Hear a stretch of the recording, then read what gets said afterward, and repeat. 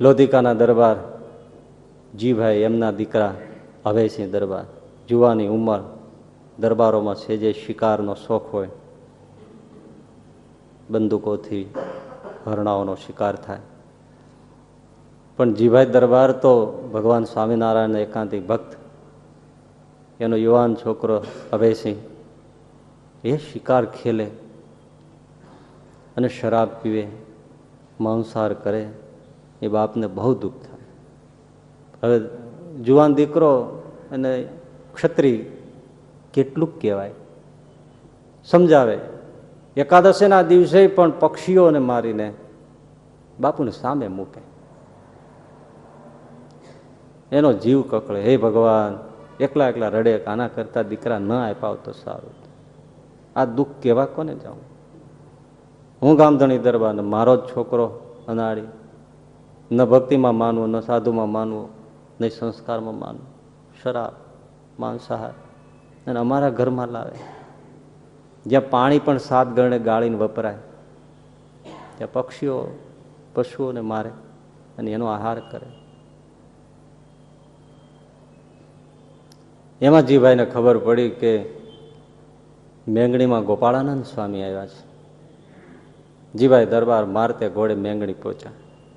ગોપાળાનંદ સ્વામીના ખોળામાં માથું મૂકીને ઢગલો થઈ ગયો. ચોથા આંસુએ હિબકા ભરી ભરીને રડવા માંડ્યા. ગોપાળાનંદ સ્વામી માથે હાથ મીંડ્યા ફેરવા. દરબાર, શું દુઃખ છે તમે? સ્વામી, દુઃખની વાત કરો. કાં મને હવે ભગવાનની પાસે મોકલી દો અને કાં મારા દીકરાને મોકલી. કાં શું છે? કુંવર આટલા બધા કુસંસ્કારે કુછંદે ચડી, ભાઈ બંધો શું નથી કરતા? નહીં તો ઘરનું વાતાવરણ કેવું સ્વામી આપણું? શરાબ, માંસાહાર, પક્ષીઓની હિંસા, પશુઓની હિંસા, ઘરમાં પશુઓ પક્ષીઓને મારીને લાવે. એકાદશીના પર્વના પવિત્ર દિવસો હોય તે દી સામે બેસીને આવું બધું કરે. ગોપાળાનંદ સ્વામી કે દરબાર, ધીરજ રાખો, તમારે ત્યાં તો મહામુક્ત અવતર્યા છે. આને મુક્ત કોણ કે છે સ્વામી? આવો મુક્ત હોતા હશે. અરે દરબાર, ધીરજ રાખો, બધું સારું થશે. અમારા મુખમાંથી વેણ નીકળ્યું છે, નહીં હોય તોય મુક્ત થશે, નહીં હોય તોય થશે. હા સ્વામી, તમે કૃપા કરો તો થાય. આ બાજુ દરબારે કીધેલું કે હું મેંગણી જાઉં છું, ગોપાળાનંદ સ્વામી આવ્યા છે, ભલા ત્યાં દર્શને તો આવ્યું, સ્વામીને પગમાં પડી એકવાર. તમે જાઓ, હું મારું કામ કરું, તમે તમારું કામ કરો. આવો તોછડો જવાબ આપી અને શિકારે નીકળી ગયેલા. 12 જોટાળી બંદૂક ખવા ઉપર ભરાવી જંગલમાં વયા ગયા. એક હરણ એની સામે દેખાણું ને એની પાછળ તોખાર એટલે ઘોડાને દોડાવ્યો, પણ હરણ છટકી ગયું, પણ મેંગણીના પાદર સુધી મૂકીને અદ્રશ્ય થઈ ગયું. વિચાર કર્યો કે કોઈ દિવસ મારાથી હરણ છટકે નહીં, અને અચાનક ગાયબ ક્યાં થઈ ગયું. જોયું ત્યાં મેંગણીનો પાદર આવી ગયો. ઓરે, ઠીક છે, હવે જાણે અજાણે આવી ગયો છું તો એક બાપુનું મન રાજી રહે, ચાલો ત્યાં જઈને સ્વામીને પગે પડીને પછી નીકળી જાઉં, ફરીથી પેલા હરણને ગોતું. અહીંયા સ્વામીના પગમાં માથું મૂકીને જીભાઈ દરબાર રડે છે, ને એ જ વખતે અભયસિંહ ત્યાં પ્રવેશ કરે, બાપુને રડતા જુએ છે. ગોપાળાનંદ સાહેબ ઊભા થયા, મંદિરનું નેવું જાલી સામે ઊભા રહ્યા.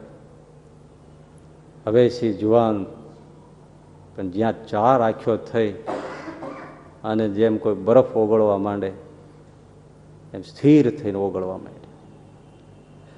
કંઈ પણ કહ્યા વગર આંખમાંથી ચોધારા આંસુઓ એકદમ દોડીને સ્વામીના પગ પકડી લીધા. તમે મને માફ કરો, માફ કરો. મેં મારા માવતરને ખૂબ કોચ્યા છે, અને મારાથી આ શું થાય છે? સ્વામી, આજથી પ્રતિજ્ઞા કરું છું, તમે અને મારા બાપ જેમ કહે એમ હું જીવીશ. બંદૂકનો ત્યાગ કર્યો,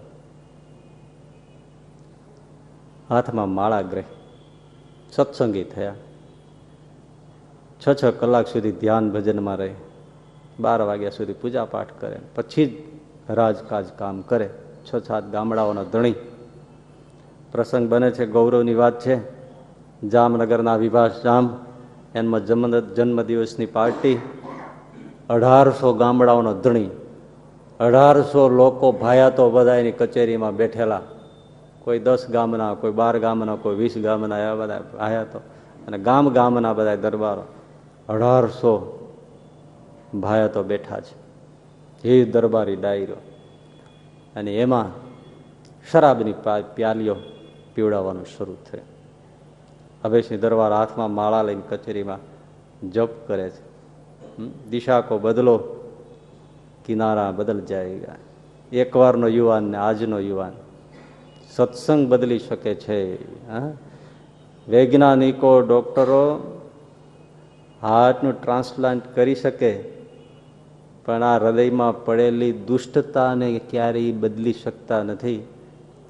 ત્યારે સત્સંગ એ છે કે માણસના હૃદયમાં પડેલી દુષ્ટતાનું પરિવર્તન કરે છે. એટલે સત્સંગનો મહિમા છે, એ કરી શકે. લોકો પીરસવાનારા હતા, એ શરાબની પ્યાલીઓ લઈને નજીક આવ્યા. અભયસિંહે કીધું કે હું તો લેતો નથી. હોય કાંઈ, આજે ના લેવાય, તમે ક્યારે આવો? અને આજે તો વિભા જામ મોતિયા વાળો, એનો જન્મદિવસ, એની મહેફિલ, બધા પીએ છે, તમને શું વાંધો છે? લ્યો લ્યો લ્યો. આજુબાજુ વાળા એવા ગોઠવાઈ ગયા હતા કે આપણે આમને પરાણે પીવડાવો જ છે. આપણી નાયતમાં વળી એક જુદું ક્યાંથી? આજુબાજુ જ એવા બેઠા હતા. લ્યો લ્યો લ્યો, ઊંચા સાદે મીંડા બોલવા. વિભા જામની નજર પડી, એટલે શું ડાયરામાં શું ત્યાં ખળભળાટ છે ભાઈ? એ ભાઈ શું છે? એ વિભા જામ મોતિયા વાળો પડકારો કરે. એટલે પેલા હમેલિયા હોય ને એમણે કીધું, બાપુ આ અભયસિંહ લોધિકા દરબાર એ તો શરાબ અમારા હાથની ન પીએ, એ તો તમે આવો તો પીએ. હા, ને વિભા જામ ઉભા થયા છે, એમાં શું, હું આવું? અને વિભા જામ પોતી આવ્યા છે, પામી ગયા અભયસિંહજી. જેવી પ્યાલી લઈ અને એને આપવાનું કહ્યું કે લ્યો પીઓ અભયસિંહ.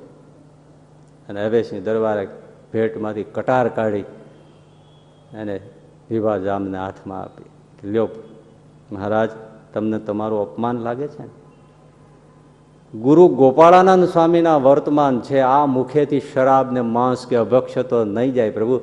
અહીંથી કાણું પાડો અને અહીંથી શરાબ રેડી દો. આ અભયસિંહ એક શબ્દ નહીં બોલે ને તમારું સન્માન જળવાય.